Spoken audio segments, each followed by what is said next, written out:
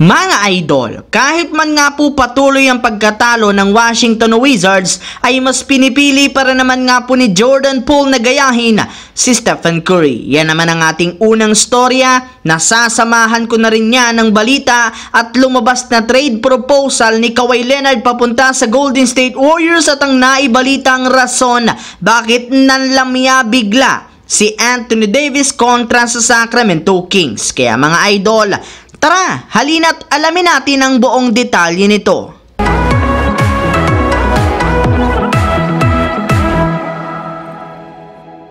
Dahil nga po mga idol, sunod-sunod ang pagkatalo ng Washington Wizards sa kanilang mga nakalipas na laro ay bumagsak na nga sa 2 wins, 9 losses ang kanilang kasalukuyang record sa Eastern Conference. At ang mahirap pa nga po dyan, sila nga po ang pangalawa sa may pinaka-worst record sa buong NBA ngayong taon. Ika nga'y kahit man nga po kasi simula pa lang ng season, nangangamoy na nga na tuluyan na silang mananatili sa ibaba ng standings at meron na rin naman nga silang mababang tsansa na makapasok sa playoffs at maging sa play-in tournament ng Eastern Conference. At nangyayari nga yan sa Washington Wizards ngayon kahit man nag-aala Stephen Curry si Jordan Poole sa kanila. Yes mga idol, feeling superstar nga po ngayon si Jordan Poole, gayong siya nga daw po ang main star ng Washington Wizards. Pero sa kasamaang palad, kahit gustuhin man nga po nito na maging superstar, sobra pa rin naman nga itong nahihirapan dahil sa pagiging inconsistent nito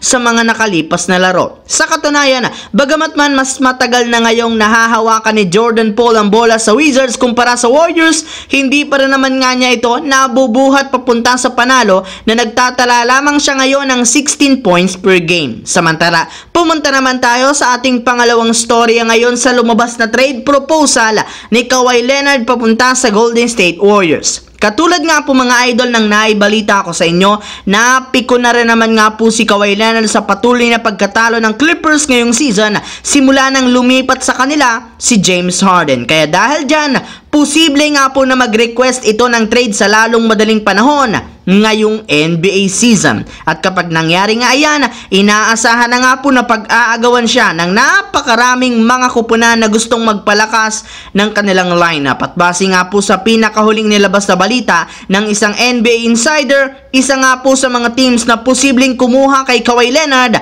ay ang Golden State Warriors na hirap naman ngayong manalo sa kanilang mga nakalipas na laro since wala rin naman nga pong ibang katulong ngayon si Stephen Curry pagdating sa pagtatala ng puntos. Kaya, maaari nga po nilang makuha si Kawhi Leonard para itandem kay Stephen Curry. Pero makukuha lang naman nga ito ng Warriors ayon sa Bleacher Report kung sakasakali mang makapagdesisyon ang kanilang front office na i-offer sa Clippers ang kanilang mga players na sina Klay Thompson at Andrew Wiggins na may kasamang future round pick. Pero kung kayo mga idol ang tatanungin, sang-ayon nga ba kayo sa nasabing trade na ito? I-comment lamang nga po sa baba ang inyong opinyon at babasahin natin yan. Habang dumako naman tayo sa ating huling storya sa naibalitang rason bakit biglang nanlamya ang laruan ni Anthony Davis kontra sa Sacramento Kings. Sa pagkatalo nga po mga idol ng Lakers sa Kings ngayong araw, naputol na nga po ang kanilang 3-game winning streak at bumagsak nga muli sa 6 wins, 6 losses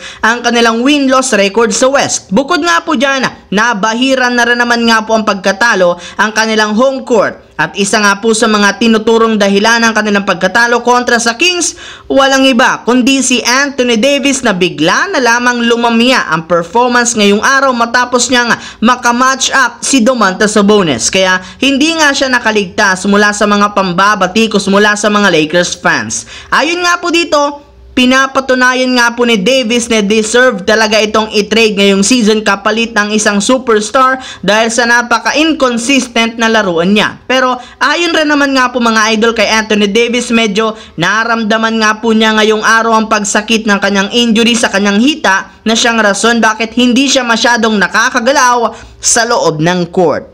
Ang videong ito mga idol ay hatid sa inyo ng Aurora Game, isang play-to-earn mobile app na kung saan pwede kang kumita habang nag-e-enjoy ka. Maraming mga games dito mga idol gaya ng Color Game na alam kong siguradong mananalo kayo. Dragon versus Tiger na simple lang, pipili ka lang kung Dragon ba o Tiger ang mananalo. Meron ding Toss a Coin na alam kong alam nyo na at marami pang iba. Sobrang dali lang mag-register, gamit lang ang iyong mobile number, hintayin ang verification code at gumawa ng password. Madali lang din mag-cash in at pag panalo, cash out agad gamit ang iyong GCash account. Kaya ano pang hinihintay nyo mga idol?